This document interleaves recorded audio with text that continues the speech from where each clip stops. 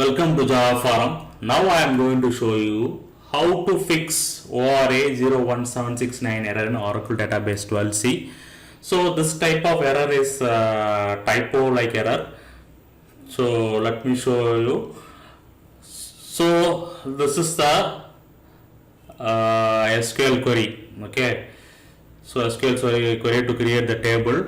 So I am mapping the table with the cluster called dummy cluster and employee number cluster. So here you can see that ORA-01769 duplicate cluster option specification is error is thrown, which means that one table may contain only one cluster option. Here I have mapped